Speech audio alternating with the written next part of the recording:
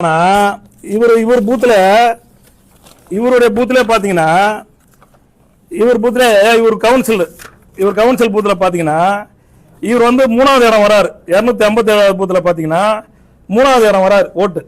என்ன இவர் வீடு ஒரு பூத்து மட்டும் தான் இதா கண்டி இவர் கவுன்சில் 3 166 அது மாதிரி 3 கம்மியா வராரு. இதுக்கு மேல போனீங்கன்னா இவங்க தலைவர் ஒருத்தர் இருக்காருல இவர் கிளப்பி விட்டு அனுப்புறாங்க. அந்த தலைவர் வந்து சி.வி. சண்முகம். அவர் வந்து என்ன இந்த அதிமுகல 15 ஆண்டு காலம் கிட்ட மந்திரியா இருந்தவர். 3 பீரியட் மந்திரி. அதுலயும் லாஸ்ட் டைம் கனிம வளத்தை கொய்ச்சார். ஒரு மாசத்துக்கு 140 150 சீன்றாங்க. இன்னைக்கு அதெல்லாம் கொள்ளடிச்ச பணங்கள்லாம் இன்னைக்கு துபாயில அவங்க அண்ணன் மால் கட்டின்னு இருக்காரு. சி.வி. சண்முகம் கொள்ளடிச்ச பணங்கிறது துபாயில சி.வி. ராதாகிருஷ்ணா மால் கட்டுறார். அவங்களுடைய தம்பி ராஜா என்ற ஒரு பெங்களூர்ல பிசினஸ் பண்றார். அவருடைய தம்பி இன்னொருத்தர் பாபுன்றவர் இங்க 100க்கு மேல பஸ். 2001க்கு முன்னாடி சி.வி. சண்முகனுடைய சொத்து என்ன? நீங்க உங்க சொந்த நிலம் 5 ஏக்கர் நீங்க அடமானம் வாடகை வீட்டுல இருந்தீங்க. இன்னைக்கு இவ்வளவு கோடி சொத்து எங்க வந்தது? என்னமோ டாடா பிர்லா மாரி நாங்க என்னமோ எங்களுக்கு புள்ள நீதான் செலவு பண்ணன்னு சொல்ற. அதெல்லாம் நான் வரேன். அப்புறம் அந்த சி.வி. சண்முகம் அவ்வளவு சம்பாரிச்சு மந்திரியா பவர்ஃபுல்லா இருந்தவர். அவர் பூத்துல 25 ஆண்டு காலமா அதிமுக லீடிங் வந்ததே கிடையாது. அதை ஒன்னா நிரூபிக்க சொல்லுங்க. நான் ஒரு பக்கம் மீசையும் மொட்டை அடிச்சுக்கிறேன். சி.வி. சண்முகம் வார்டுல இதுவரையும் கவுன்சிலர் ஜெயிச்சதே கிடையாது. அவர் வார்டுல பாருங்க, போன வாட்டி பாத்தீங்கன்னா 230 ஓட்டு இந்த எலெக்ஷன்ல வந்து அதிமுக. விடுதலை சிறுத்தை வாங்கினது தெரியுமா? 1112 ஓட்டு. எவ்வளவு வருது? 4ல் 1 மடங்கு ஓட்டு. விடுதலை சிறுத்தைகள் கட்சி வாங்கின ஓட்டுல 4ல் 1 மடங்கு ஓட்டு தான் உன் தலைவனே வாங்குறான். உன் வார்டிலே தளபதியா இருக்க துப்பு இல்லாதவன்லாம் வடக்கு மண்டல தளபதி என்றான். வார்டுக்கே தளபதியா துப்பு இல்ல, இவனெல்லாம் வடக்கு மண்டல தளபதினு கொண்டாடுறாங்க. அடுத்து பார்த்தா எம்பி எலெக்ஷன்ல பாருங்க, வெறும் 132 ஓட்டு எம்பி எலெக்ஷன்ல அதே பூத்துல அவர் வாங்குறாரு. என்ன அதே மாதிரி பார்த்தா ஒரு கவுன்சிலர் ஜெயிச்சது இல்ல. நாங்க 2006 2004 அதிமுக நான் சேர்றேன். 2006 2007 உள்ளாட்சி தேர்தல் பொன்முடி வார்டு எங்க வார்டுலாம் 1. பொன்முடி வார்டு பொன்முடி மந்திரியா இருக்காரு. அந்த வார்டுல பாரு எங்க அக்கா மல்லிகா, இவங்களை கவுன்சிலர் ஜெயிக்க வச்சேன் நான். அதிமுக இவங்களை இன்னொன்னு என்ன தெரியுமா? இவங்களெல்லாம் கடத்தி வாபஸ் வாங்க பார்த்தாங்க. 10 கவுன்சிலரை கடத்தி வாபஸ் வாங்க திமுக முயற்சி பண்ணுது. திமுக ஆளுங்கட்சி. அப்ப புஷ்பராஜ் எம்எல்ஏ பொன்முடி மந்திரியா இருக்கார். நான் 10 கவுன்சிலர் கேண்டிடேட்டை வந்து நான் சொல்றது மாதிரி தூக்க போறாங்கன்ட்டு நான் பல்லு கூட வளர்க்கல, வெறும் கைலி கட்டிக்கின்னு வேன் வச்சு இவங்களெல்லாம் நான் கூட்டின்னு போறேன். கூட்டும் போது என்ன டிஎஸ்பி மிரட்டுறாரு, நீ அவங்களை கடத்திட்டேன்னு உங்களை கேஸ் கொடுத்துருவோம், அவங்களை இன்னும் டிஎம்கே காரண்ட விடுன்றாரு. சி.வி. சண்முகம் வீட்டு கூட்டின்னு போறேன். சி.வி. சண்முகம் என்ன பதில் தெரியுமா சொன்னாரு? எப்பா என்கிட்ட கூட்டாந்து என்ன மம்பள கூடாத, நீ எங்கன்னா கூட்டின்னு போய் வச்சுக்க, எனக்கு தெரியாதுன்னாரு. இவங்களை எல்லாம் திருவண்ணாமலை டேம்ல கூட்டின்னு போயிட்டு சாயங்காலம் 5 மணி வாபஸ் டைம் முடிகிற வெள்ளம் வச்சிருந்து வீட்டுக்கு கூட்டின்னு வந்து அப்புறம் ஜெயிக்க வச்சோம். திருப்பி அதுக்கப்புறம் எங்க வார்டுல பொறுத்தவரைக்கும் எங்க வார்டுல வந்து போன எலெக்ஷன்ல மட்டும்தான் திமுக ஜெயிச்சிருக்குது. அதுக்கு நான் அரசியலுக்கு வந்ததுக்கு அப்புறம் எங்க வார்டுல திமுக ஜெயிச்சது போன ஒரு வாட்டி தான். அது கூட ஒரு பொன்முடி மந்திரியா இருக்கும்போது வீடு கூட போய் பேசினார். நான் மந்திரியா இருக்கிறேன், அங்க லட்சுமணன் இந்த பிரச்சனைகள்லாம் இருக்கிறதால பேசினதால போன வாட்டி தான் ஜெயிச்சார். இதுவரையிலும் எங்க வார்டுல அதிமுக தான் கவுன்சிலர். அண்ணா 2-3 வாட்டி அக்கா கவுன்சிலர். நாங்க அந்த மாதிரி கட்சி பண்றாங்க. நாங்க நீ சும்மா அதிமுக ஆரம்பத்துல இருந்தா எல்கேஜில இருந்து என்னடா புண்ணியம்? உன்னுடைய உழைப்பு என்ன, நேர்மை என்ன, நீ என்ன செஞ்சுக்கிற? எங்களை எவ்வளோ துன்புறுத்தி இருக்கிறாங்க. நீ சொல்ற என்ன கூட்டுன்னு போய் பாமக நீ சேர்த்தன்ற. 2001 தேர்தலில் சி.வி. சண்முகம் பேரவை செயலாளர். அப்போ மாநில பேரவை செயலாளர் அண்ணன் டிடிவி தினகரன் அவர்கள். டிடிவி தினகரன் அண்ணனை பிடிச்சின்னு அப்போ மாவட்ட செயலாளர் ஈரா சந்து. டிடிவி தினகரன் அண்ணனை பிடிச்சி சி.வி. சண்முகம் திண்டிவனம் தொகுதியை வாங்குறார். திண்டிவனம் தொகுதியை ஈரா சந்து கேட்கிறார். ஈரா சந்து கொடுக்கல, வாங்குறாரு. ஈரா சந்த அம்மா வந்து விழுப்புரத்தில் போய் நில்லுங்கன்றார். ஈரா சந்த ஐயோ பொன்முடி எடுத்து நிற்க மாட்டேன்றார். பொன்முடி அப்போ ரொம்ப பராக்கிரமம் பட்டவர், ஒரு பலமான ஆள். தமிழ்நாட்டிலே பார்த்தீங்கன்னா பொன்முடி வந்து திமுக பலம் மிக்க ஒரு மந்திரியா இருந்தார், பெரிய ஆள். நிற்க முடியாது. நாங்கள் அப்போ அந்த சீட்டு பாமகவுக்கு வாங்கினாங்க. அப்போ அந்த சீட்டு எனக்கு கொடுத்தாங்க. நான் அந்த சீட்டில் நின்னா அப்போ நான்லாம் அவ்வளோ ஓட்டு வாங்குவேன் ஜெயிப்பேன்னு யாருக்குமே தெரியாது. அப்போ நான் ஜெயிக்க வேண்டிய ஆள். அப்போதான் சன் டிவி புதுசாக வந்த நேரம்.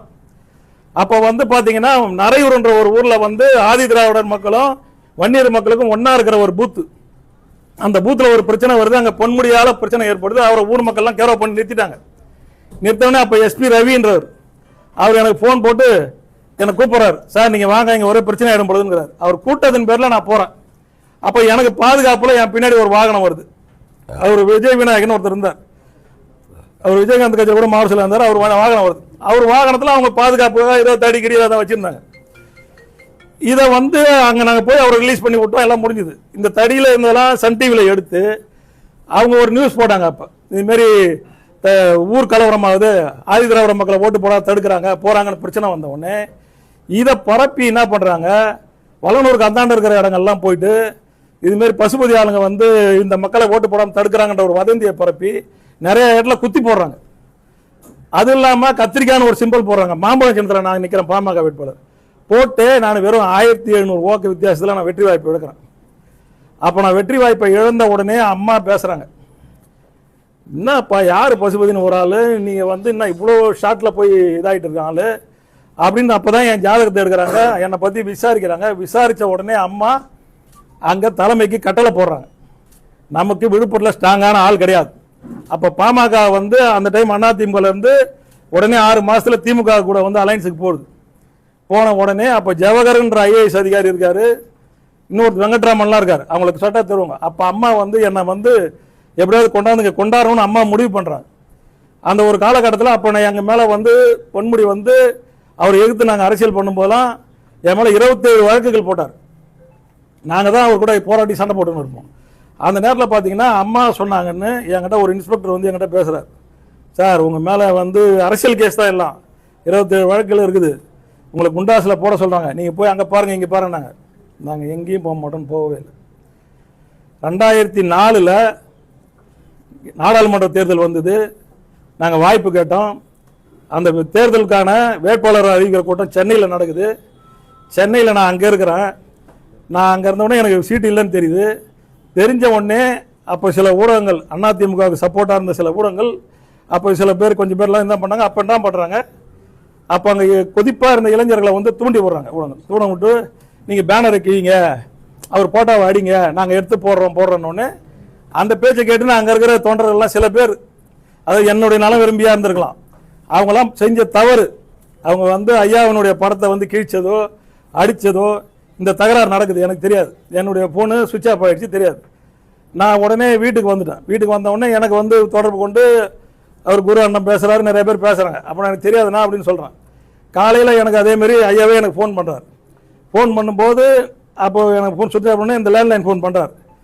ஃபோன் ரிங் அடிக்க நான் போய் எடுக்கிறதுக்குள்ளே இதாகி போகுது. சரி கொஞ்சம் நேரம் வெயிட் பண்ணிட்டு நான் பாத்ரூம் போகிறேன். அப்போ திருப்பி பண்ணுறாரு.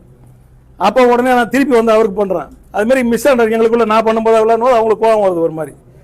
இப்படி ஒரு நிகழ்வு நடந்ததனுடைய விளைவாக நான் மனம் நலம் பாதிக்கப்பட்டு இருக்கும்போது இந்த சுரேஷ் பாபு என்ன பண்ணுறாரு, குமரன் ஒரு இன்ஜினியர் இப்போயும் பிடி ஆஃபீஸில் இருக்கார், அவர் மூலிமா ஆள் அனுப்பிச்சு நீங்கள் தான் பாமக உங்களுக்கு பிரச்சனையாக இருக்குதுல்ல, சீட்டு கொடுக்கல, எங்ககிட்ட பணம் வாங்கினு எங்களுக்கு வேலை செய்யுங்கன்னு இந்த ஆள் சொல்கிறான். நான் அப்போ சொல்கிறோம், அந்த வேலைலாம் நாங்கள் பண்ண மாட்டோம், எங்களுக்கு அந்த வேலை வேணான்ட்டு நாங்கள் நிறுத்திட்டோம், இந்தமாரி வேலை நாங்கள் பண்ண மாட்டோம்னு அவரை ரிஜெக்ட் பண்ணி அனுப்பிச்சி விட்டோம். அதுக்கப்புறம் பார்த்தா என்னை வந்து வேட்பாளர் இல்லைன்னு அறிவிக்கிறாங்க. அப்போ என்ன ஆகுதுன்னா திருப்பி எனக்கு அந்த நான் ஃபோன் வந்து கட்டான உடனே எனக்கு ஐயா திருப்பி லைனில் வரார், வந்து பசுபதி இந்தமாரி வந்து வேட்பாளர் விழுப்புரம் வராரு, கூட்டுரோட்டில் வந்து வரவேற்பு கொடுக்குறாங்களா, நீ போய் கலந்துக்கின்றார். நான் சொன்னவங்க எனக்கு லேட்டாக மெசேஜ் வந்து நான் வேகமாக ஓடுறேன். அப்போ வசந்த மண்டபத்தில் ஆலோசனை கூட்டம் நடக்க வைக்கிறாங்க. நான் பாட்டாளி மக்கள் கட்சியினுடைய மாவட்ட செயலாளர். பொன்முடி அவர்களை எதிர்த்து சண்டை போட்டு கொஞ்ச காலம் தான், அதாவது 2001 சண்டை, 2004 எலெக்ஷன். அவர் என்ன பண்ணுறாரு, எனக்கு சீட்டே கொடுக்கல. நான் ஒரு மாவட்ட செயலாளர், நான் போய் நிற்கிறேன், மீட்டிங் நடக்குது. சரின்னு மன வேதனையாகி நான் வந்துட்டேன். நான் வந்து உக்காந்த உடனே என்னை வந்து வீரவன்னியர் பேரவை, இப்போ திமுகவில் இருக்கார், அவர் பெரிய ஆள், பிக் ஷாட், உங்களுக்கு தெரியும், பல கோடிக்கு அதிபதி, அவங்க கூட்டு என்னை பேசுகிறாங்க. என்னை பேசி என்கிட்ட என்னன்னு கூட்டு போகிறாங்க, நாங்கள் எங்கள் கட்சி சார்பாக அப்போ பாமகவுக்கு போட்டியாக அவங்க பண்ணுறாங்க.